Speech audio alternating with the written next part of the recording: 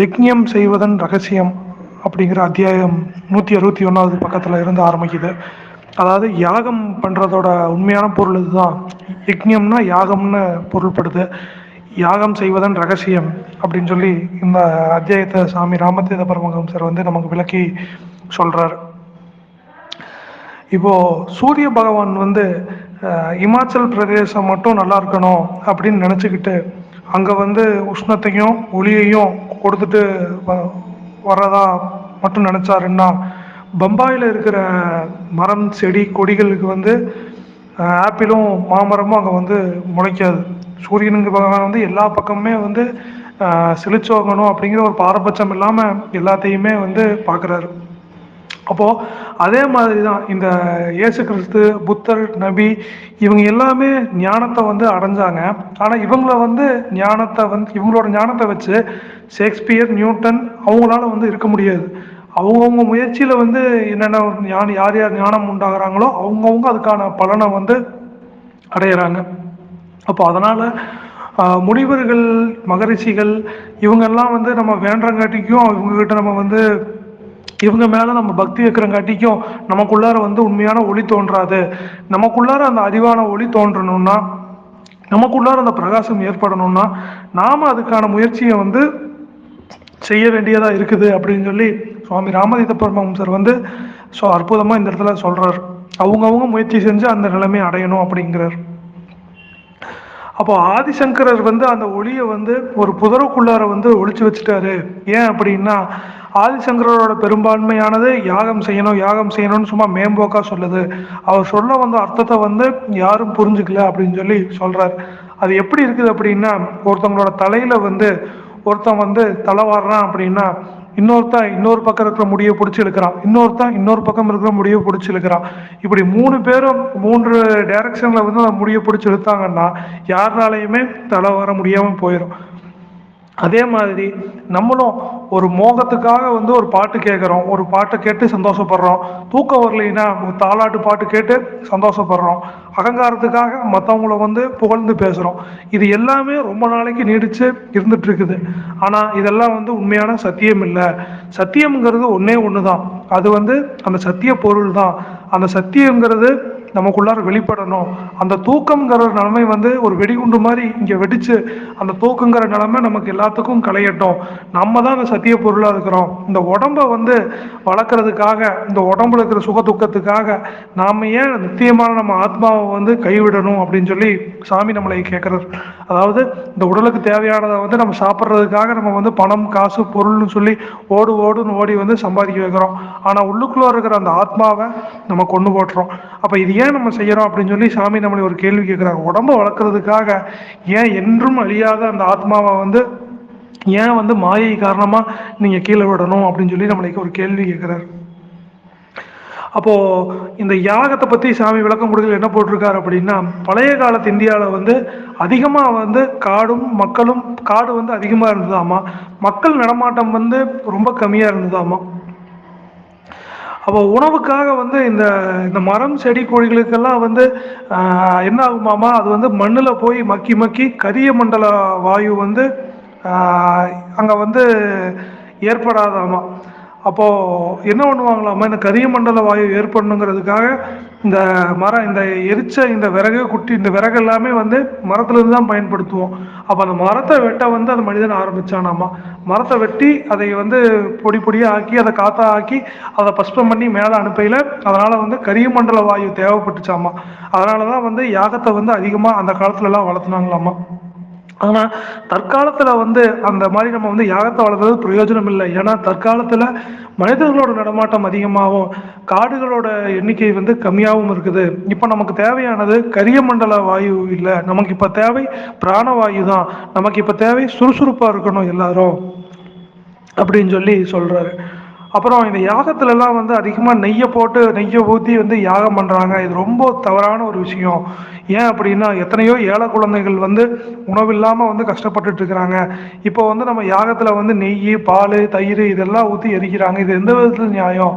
இது எல்லாத்தையுமே வந்து ஒரு ஏழை குழந்தைகளோட ஒரு ரொட்டிக்கு வந்து நீங்கள் அந்த நெய்யை கொடுத்தீங்கன்னா அது உங்களுக்கு பிரயோஜனமாக இருக்கும் அப்படின்னு சொல்லி சாமி இந்த நெய்யை ஊற்றி யாகம் பண்ணுறத கடுமையாக சாடுறார். அப்போ சரியான யாகம் அப்படின்னா என்னன்னு சொல்லி சாமி சொல்றார் அப்படின்னா, எளியவர்கள் அதாவது தாழ்ந்தவர்களை நம்ம காப்பாத்துறது தான் அவங்களுக்கான நம்ம உண்மையான யாகமா இருக்குது. அதாவது ஒரு மனிதன் இன்னொரு மனிதனுக்கு உதவி செய்யறது தான் உண்மையான யாகமா இருக்குது. அப்போ உதவிங்கிறது என்னங்கிறத சாமி சொல்றாரு அப்படின்னா, அந்த அறிவை பகிர்ந்துக்கிறது, ஒரு தொழில் ரீதியாகவும் இல்லை அவன் மேன்மை அடைகிறதுக்கான அந்த அறிவை பகிர்ந்துக்கிறது தான் அந்த யாகமா இருக்கிறதா சாமி நமக்கு சொல்றாரு. இப்போ ஒருத்தவங்களுக்கு நம்ம உணவு கொடுத்தோம்னா அந்த உணவு பசிச்சதுக்கு அப்புறம் தீர்ந்து போயிடுது, மறுபடியும் அவனுக்கு பசி ஏற்படுது. அப்போ மற்றதை தனம் கொடுத்தோம்னா தனமும் தீர்ந்து போயிடுது, மறுபடியும் அந்த பொருளாதாரத்தில் பின்னாடி அவங்க ஓட ஆரம்பிக்கிறாங்க. ஆனால் அந்த அறிவையும் அந்த தொழிலையும் நம்ம சொல்லி கொடுத்தோம்னா அது எந்த காலமும் அழியாது. அவங்களும் அந்த பொருளாதாரத்தில் மேன்மை அடைஞ்சு அந்த குடும்பத்தை அவங்க அடுத்த கட்டத்துக்கு கூட்டிகிட்டு போவாங்க.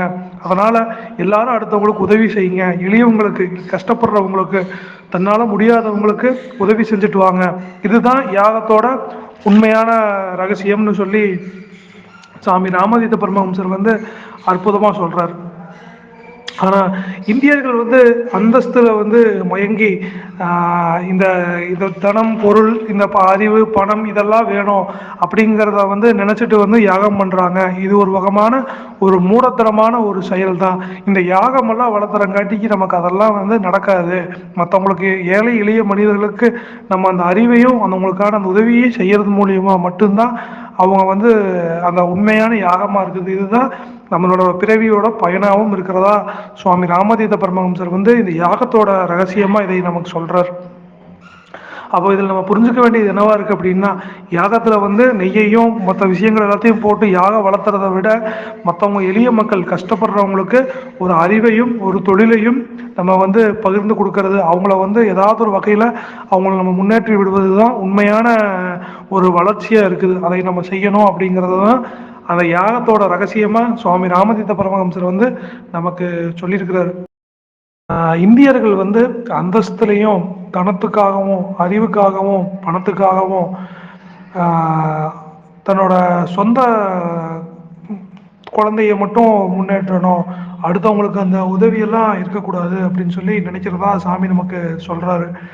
ஆனால் இந்த மாதிரி தன்னோட சொத்து, தன்னோட தனம், தன்னோட அறிவு அப்படிங்கிறத நம்ம சுயநலம் இல்லாமல் இது நம்ம அனைவருக்குள்ளாரே அந்த அறிவு, அன்பு, அந்த உறுதி வரணும் அப்படிங்கிறது மற்றவங்களுக்கு நம்ம பகிர்ந்துக்கும் போது தான் அந்த உண்மையான நிஷ்காம யாகமாக இருக்குது அப்படின்னு சொல்லி சொல்கிறோம். நமக்குள்ளார சுயநலம் இல்லாமல் அடுத்தவங்களுக்கு நம்ம அன்பையும் அறிவையும் நம்ம பகிர்ந்தும் போது அது அந்த யாகத்தை என்ன சொல்கிறாருன்னா நிஷ்காம யாகமாக அது மாறுது அப்படின்னு சொல்லி சொல்கிறாரு.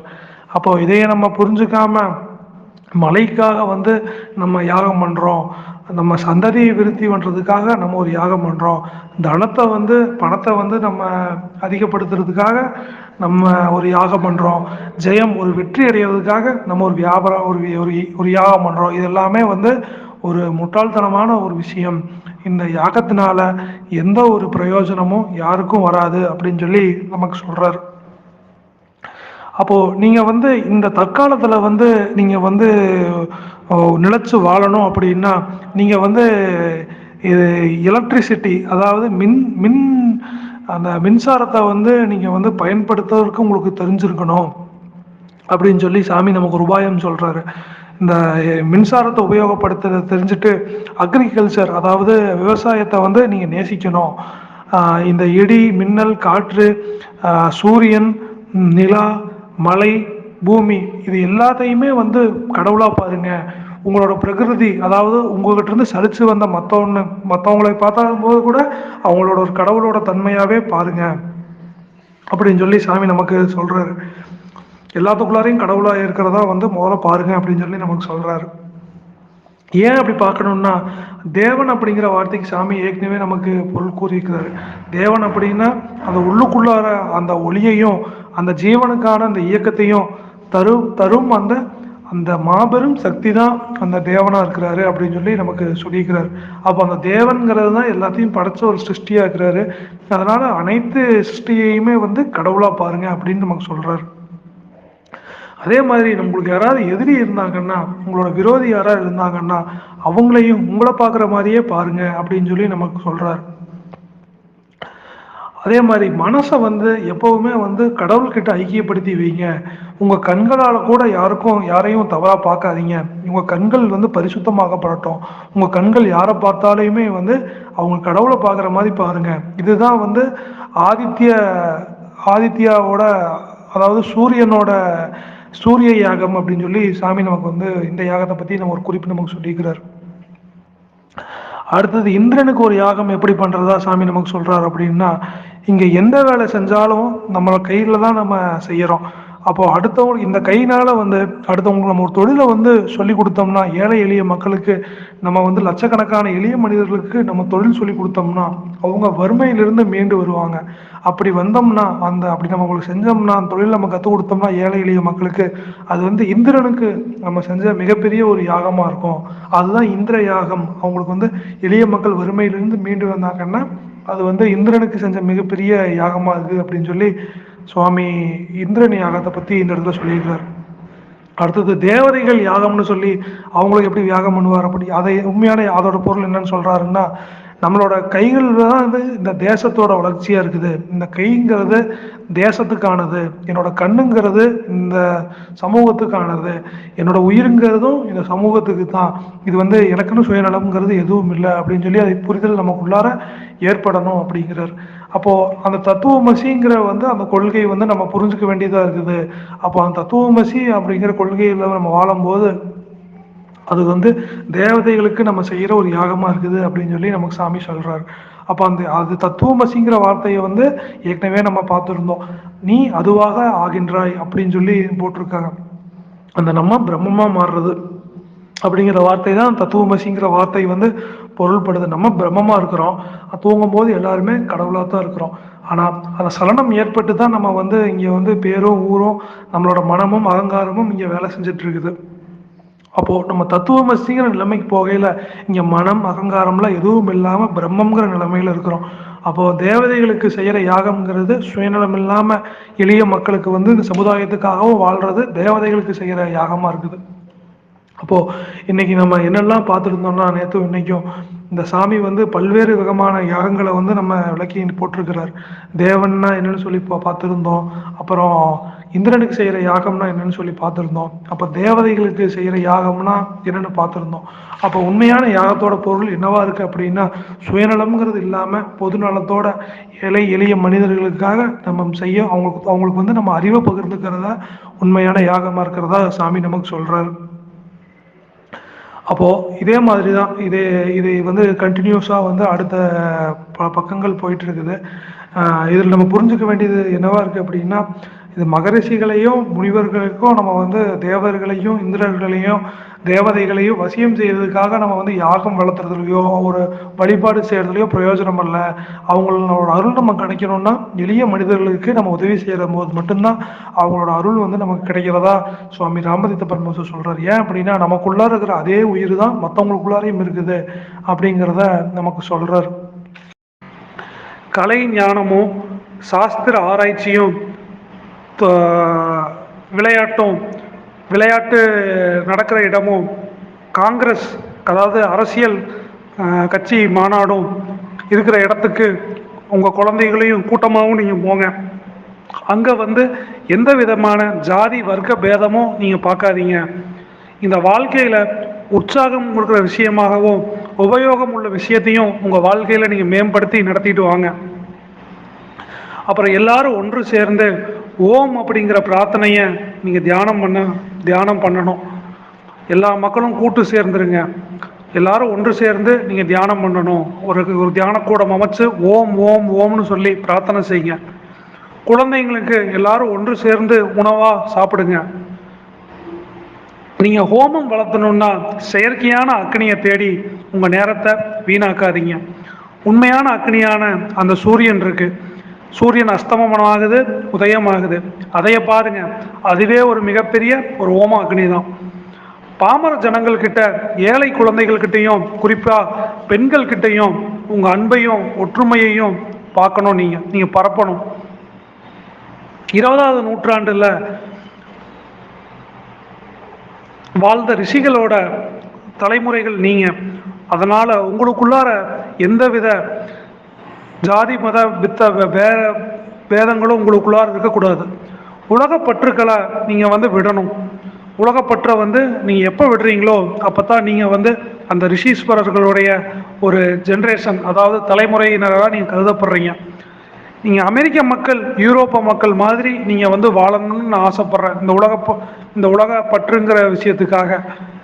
அது எப்படின்னா அவங்களோட விஷயங்களை நம்ம சிலது கற்றுக்க வேண்டியதாகவும் இருக்குது. பொருளாதாரத்தில் வலிமை இல்லாதவங்க எல்லாரும் வெளிநாடு சென்று அங்கே பணம் ஈட்டி இங்கே வரணும்.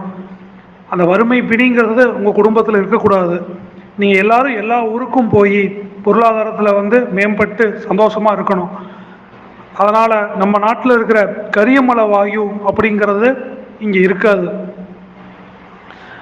அந்த அறிவை நம்ம உபயோகிக்கணும். அதனால் அந்த அறிவை உபயோகித்தோம்னா நமக்குள்ளார இருக்கிற சச்சரவுகள், பேதங்கள் எல்லாமே நீங்கி நம்மளுடைய உண்மையான சுகம் அப்படிங்கிறத நம்ம அடையிறோம். நம்மளுடைய வீடெல்லாம் நம்மளுடைய வீடு அல்ல. இந்த குறுகுன ஒரு வீட்டுக்குள்ளார நீங்கள் அடைஞ்சிக்காதீங்க. இந்த உலகமே நம்மளுடைய வீடு தான். அதனால் எல்லா பக்கமும் வியாபகம் ஆகுங்க. ஜப்பானிய குழந்தைகள் மற்ற நாடுகளில் இருக்கிற அந்த தொழில்நுட்பத்தை கொண்டு அந்த ஜப்பானில் செலுத்துகிறாங்க, அந்த நாடு வளர்ச்சி அடையிறதுக்கு. அதே மாதிரி நம்மளும் நம்ம நாடு வளர்ச்சி அடைகிறதுக்கு மற்ற நாட்டு தொழில்நுட்பங்களையும் கற்றுக்கிட்டு இதையை நம்ம தாய் நாட்டில் பயன்படுத்த வேண்டியது நம்மளுடைய கடமையாகும். அப்போ யாகம் அப்படிங்கிறதுக்கு என்ன பொருளாகுது அப்படின்னா, யாகம் அப்படின்னா தியாகம் அப்படிங்கிற வார்த்தை பொருளாகுது. யாகத்தில் எப்படி மற்ற பொருட்கள் எல்லாத்தையும் போட்டு எரிக்கிறோமோ அதே மாதிரி நம்மளும் சத்தியத்துக்காக எல்லாத்தையும் நம்ம இழக்கணும். இந்த உடல் மற்றும் தனம், பொருள் இது எல்லாமே கடவுளுக்கு சொந்தமானது. நம்ம விடுதலை அடையணும்னா நம்ம ஞானம் அடைஞ்சால் மட்டும்தான் நம்ம உண்மையான விடுதலையை அடைய முடியும். அது வரைக்கும் நம்ம உண்மையான விடுதலையை அடைய முடியாது. இங்கே ஒரு விதமான சிறை கைதியாக தான் நம்ம இருக்கிறோம். ஒருத்தங்களை ஏமாத்தியும், ஒருத்தங்களை நம்ம அபகரிச்சும், ஒருத்தங்களை உழைப்பை சுரண்டியும் நம்ம சுலபமாக பணக்காரன் ஆயிடலாம். ஆனால் இறைவனை ஒருபோதும் அப்படி நம்ம அடைய முடியாது. அப்படிங்கிறது புரிஞ்சுக்கிற வரைக்கும் நமக்குள்ளார உண்மையான சாந்தி ஏற்படாது. அப்போ யாரையும் துன்புறுத்தாமல் ஏழை எளிய மக்களுக்கு உதவி செய்யும் போது மட்டும்தான் அந்த சாந்தி அப்படிங்கிற விஷயம் நமக்குள்ளார ஏற்படுது. அதே மாதிரி சுருதி அப்படிங்கிற வார்த்தைக்கு என்ன பொருள் அப்படிங்கிறத நம்ம தெரிஞ்சுக்க வேண்டியதாக இருக்குது. சுருதி அப்படின்னா நமக்குள்ளே தோன்றக்கூடிய அந்த ஒளி தான் சுருதி. அந்த சுருதியை வெளியில் விடாதீங்க. அதாவது உங்களுடைய ஜீவன், அந்த ஒளி, அந்த ஜீவனை எக்காரணத்தை கொண்டும் வெளியில் விடாதீங்க. அந்த ஆத்ம நிலையை நீங்கள் அடையுங்க. அந்த ஆத்ம நிலையை அடையாமல் இந்த உலக விஷயங்கள்ல இயங்கிட்டு குடும்பம், குட்டி, தனம், வீடு, வாசல், மனைவி, மக்கள் அப்படின்னு இருக்கிற வரைக்கும் நீங்கள் ஒரு இருட்டறையில் வாழ்ந்த ஒருத்தங்களாக தான் இருக்கிறீங்க. இருட்டறையில் வாழ்ந்தவங்க எப்படி இருப்பாங்க? ஒரு சுவற்றில் மோதுறாங்க, அவங்களோட கை கால் செவுத்து மேலே மோதிடுறாங்க, சோத்தில் மோதி டேபிள்லையும் இடிச்சுக்கிறாங்க. ஏன்னா இருட்டு அறையில் அவங்க இருக்கிறங்காட்டிக்கு. அப்போ அவங்க இருட்டு அறையில் இருக்கிற வரைக்கும் அவங்க வெளிச்சம்ங்கிற விஷயத்த பார்க்க முடியாது. அப்போ உண்மையான வெளிச்சம் எங்கே என்னவா இருக்குது? ஒளியில் தான் இருக்குது. அந்த ஒளிக்காக நீங்கள் வேலை செஞ்சீங்கன்னா நமக்குள்ளார எந்த பிரச்சனையும் இங்கே இருக்காது. அந்த ஒளியை அடைவது தான் ஞானமாக இருக்குது. அந்த ஒளி தான் சுருதியாகவும் இருக்குது அப்படின்னு சுவாமி ராமதீர்த்த பரமஹம்சர் அற்புதமாக இந்த இடத்துல சொல்கிறார். அப்போ நேற்றும் இன்னைக்கும் பார்த்தது சின்னதாக ஒரு ரீகால் நான் பண்ணிக்கிறேன். யாகம் செய்கிறத சாமி அற்புதமாக நமக்கு விளக்கி இருக்கிறாரு. சத்சங்கத்தோட பயனை அற்புதமாக சொல்லியிருக்கிறார். கூட்டாக வாழ்ந்து ஒருத்தர் நீங்கள் ஞானம் அடைஞ்சாங்க அப்படின்னா அது அனைவருக்கும் பரப்பப்படும் அப்படிங்கிறத சாமி நமக்கு சொல்கிறார். அதே மாதிரி நமக்குள்ளார இருக்கிற சக்தியை அளவற்ற சக்தியா அப்படிங்கிறத சாமி நமக்கு சொல்கிறாரு. நம்மளும் இந்தியர்கள் எல்லாருமே இன்னொருத்தவங்களுக்கு உதவி செஞ்சு அனைவரும் இங்கே சாந்தமாகவும் சந்தோஷமாகவும் எந்தவித ஜாதி மத பதம் வேத வர்க்கம் இல்லாமல் இருக்கணுங்கிறத சாமி நமக்கு சொல்கிறார். இந்தியா முழுவதும் ஒற்றுமையாக இருக்கணுங்கிறத சாமி நமக்கு வலியுறுத்தி இருக்கிறார். அப்போ நம்ம ஒரு நாடு இன்னொரு நாட்டோட தொழில்நுட்பத்தை கற்றுக்கிட்டு இந்த இந்திய நாடு வந்து வளர்ச்சி அடையணும் அப்படிங்கிறத சாமி நமக்கு சொல்கிறார். நம்மளோட அறிவை உபயோகிக்கணும், அந்த அறிவுங்கிறத உபயோகிக்க மட்டும்தான் இந்த சச்சரவை எல்லாம் நமக்குள்ளார நீங்கி அந்த சுகமான அந்த ஆனந்தத்தை வந்து நம்ம அடையிறோம் அப்படிங்கிறத சாமி நமக்கு சொல்கிறார். சின்ன ஒரு வீட்டில் வந்து நம்ம வாழ்க்கையை வந்து முடிச்சுக்காதீங்க, உலகம் பூராவும் சுற்றி திரிங்க அப்படிங்கிறத சாமி நமக்கு சொல்கிறார். அப்புறம் சுருதிங்கிற வார்த்தையையும் நமக்கு சாமி பொருள் வர்றதை கொடுத்துருந்தாரு. உள்ளுக்குள்ளே இருக்கிற அந்த ஒளி தான் சுருதியாக இருக்குது அப்படிங்கிறார். அப்போ ஒளி வந்துருச்சுன்னா இருட்டான இந்த மாயைங்கிறது நீங்கள் பெறும் அப்படிங்கிறத சுவாமி ராமதீர்த்த பரமஹம்சர் அற்புதமாக இந்த யாகம் செய்வதன் ரகசியம் அப்படிங்கிற அத்தியாயத்தில் வர விஷயத்தை நம்ம இன்னைக்கு பார்த்துருந்தோம். அனைவருக்கும் நன்றி, வணக்கம், ஆத்ம நமஸ்காரம்.